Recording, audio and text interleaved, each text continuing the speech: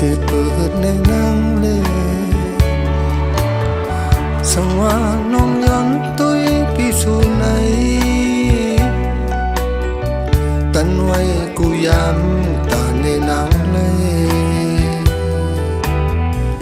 dùng lên nắng ơi biếm đèn ô cha bị khâu quay buồn nắng cô liêu ô tăng hắc bị hao nên mình nằm toàn hoài tôi thương tôi biết sai lại thấy sai hai lấy dùng lên nồng nắng ơi ô giờ bị hao này anh sang nắm lấy thì hắc cấm quay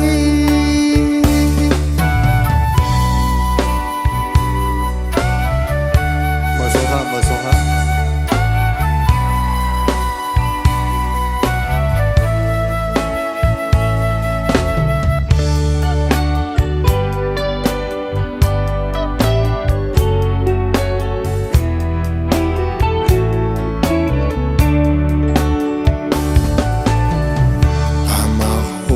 sẽ bớt nên nắng lên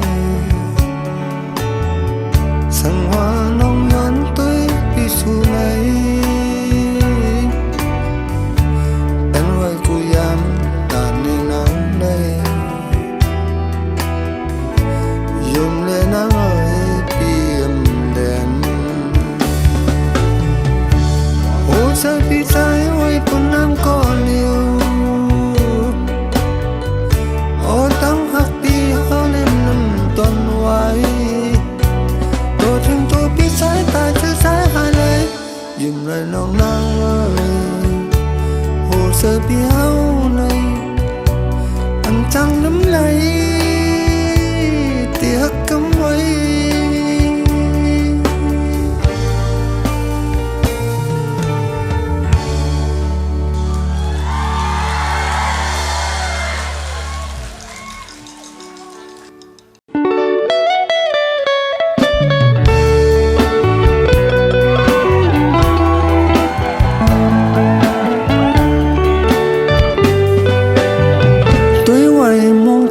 phải xiên lời cô nó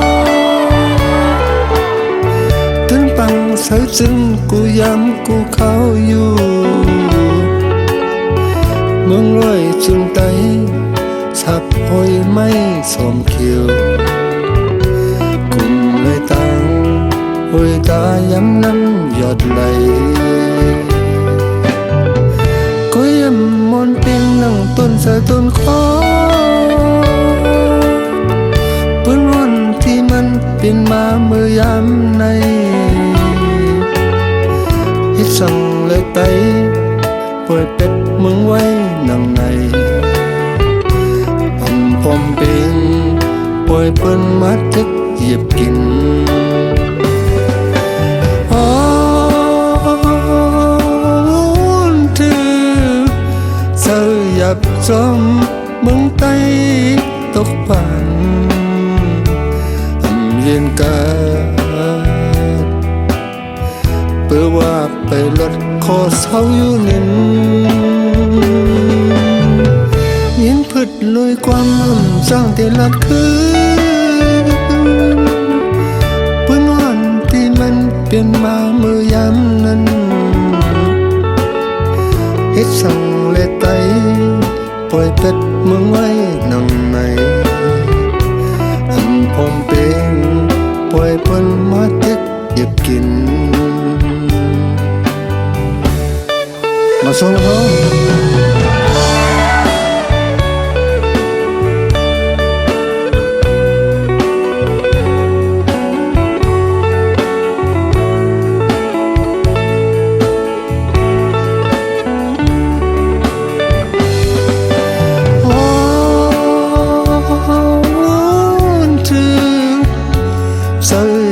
จอม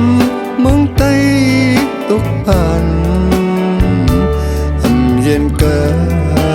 ดเปื่อว่าไปรถขอเศร้าอยู่นิ่มเงินผึดลอยความมั่นจังได้ละคืนพื้นวันที่มัน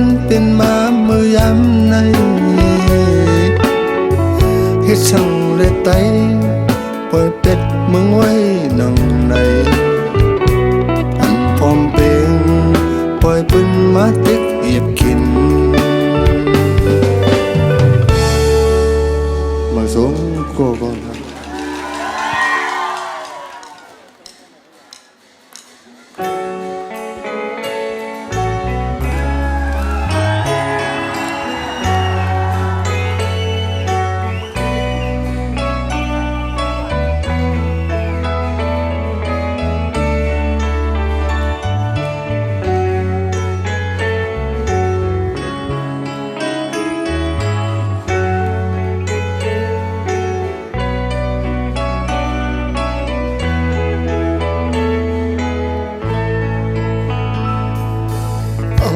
ถึงข้างในมันห่างพอมีหลายปีที่ย้ำอยู่กินเศร้ามามึงปั่นเล่นนั่งยีเสียงก็เป็นมึงเกิดลิ้นใจมูมันหมักห้องความไว้เจอถึงมึงปั่น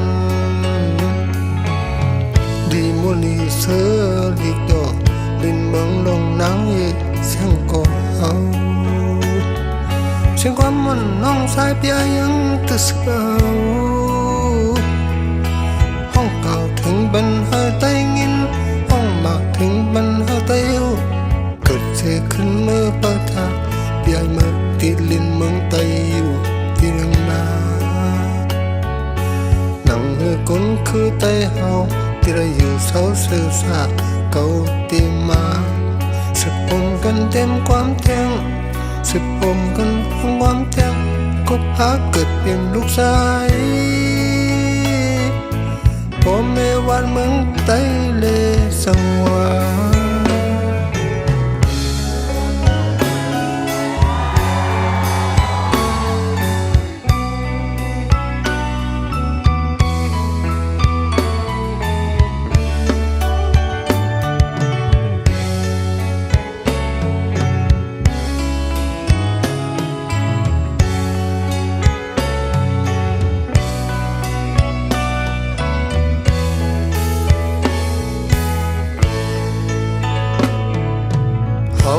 ถึงข้างใน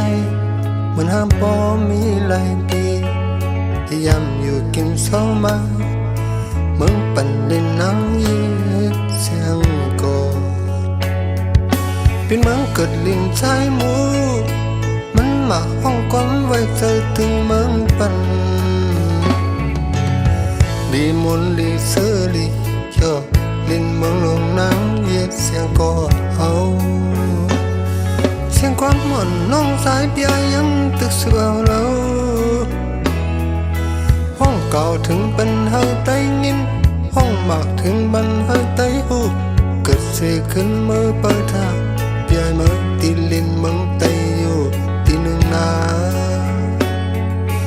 นั่งให้คนคือไตเฮาที่ได้อยู่เศร้าสื่อสาเก่าตีมา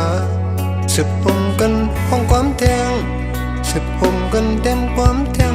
ก็เอาเกิดเป็นลูกชาย